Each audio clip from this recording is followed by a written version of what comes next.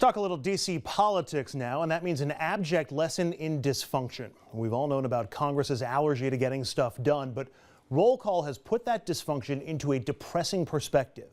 By their count, Congress thus far in 2013 has passed only 15 bills that have actually been signed into law by President Obama. 15, that's just over 2 new laws each month of this year. Compare that to the previous low for new laws, 2011, when 23 new laws had been signed by this point in July. Now, those numbers are even a little bit deceiving. You remember the Hurricane Sandy relief laws, which were originally one bill that got broken into 2? That's 2 of the 15. Or the air traffic control sequester law that made sure lawmakers could fly home with no delays. That's one of them.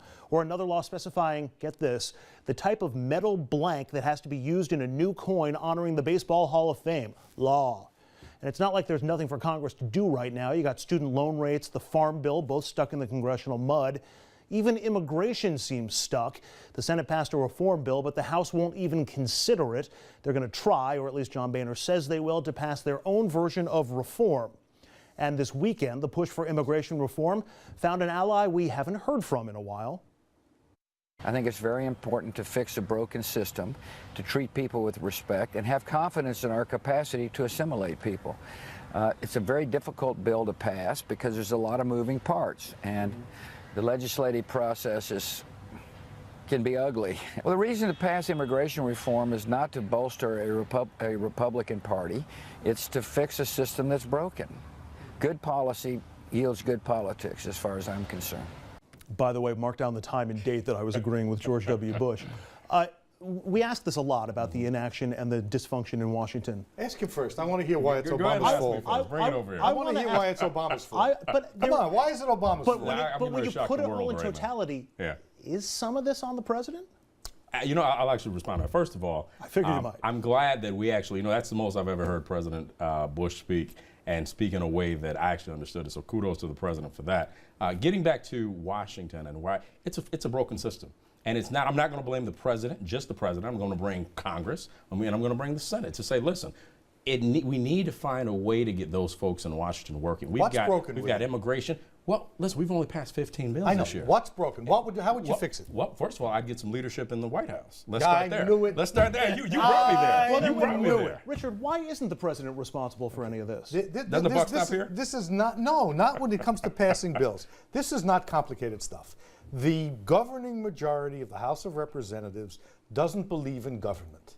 They're successful when they're not passing laws. They define success as reducing government, closing it down, having the government do less. So they're doing less. What's the mystery here?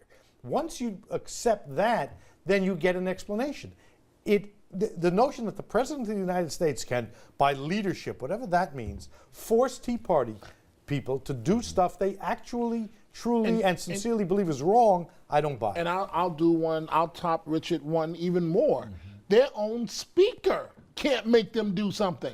So how could you make the leader of the opposition party, in this case the President of the United States, how can he be responsible for inaction in Washington? Their own speaker can't demand action and get it. But that's not. Listen, the threshold of politics is okay. So we have a president who many question his leadership. We have a speaker, John Boehner, who people have the same issues with.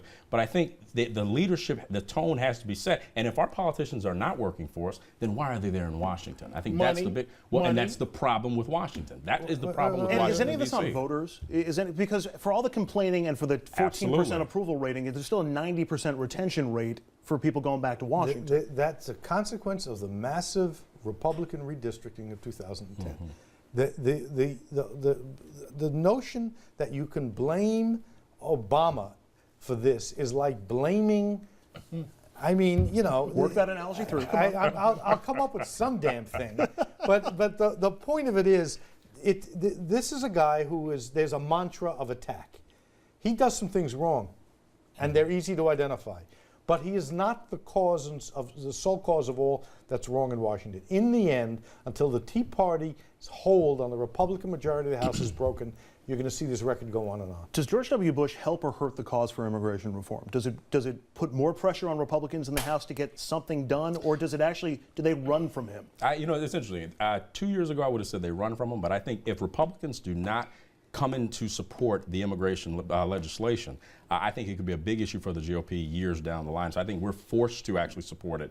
I support it, but I think the GOP has to show that they support it, because that is, when you look at the Hispanic community, which is continuing to grow in America, that is the future of this country. And if they don't support it, it could be many issues for 2014 and 2016. But you heard George W. Bush say, you know what, it's not just about electoral politics. It's not just about getting more Republican he's votes. saying it's an issue that needs to be fixed. It's the right thing to do, And is pretty much I what he was agree with saying. Have you noticed the pattern here? The Republican Party is dominated by representatives of states that historically have been anti-civil rights, anti-women's rights, anti-environment. There you go with the black message. They're black.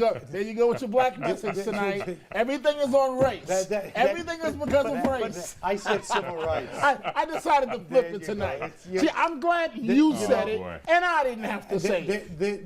Because I guarantee you, Richard, I'm not finished. Richard, okay, well, let you finish. I guarantee you, when Mr. Obama writes his book, when he's out of office, wait till you see what's going to be in that book.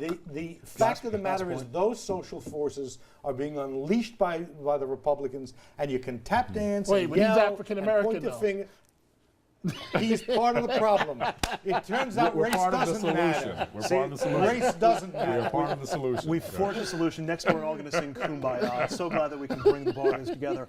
Up next, talk of the table, Anthony Weiner, not in the news for the reason you might think. He wants more people to commute by bike, and he's willing to throw some money around to help that happen.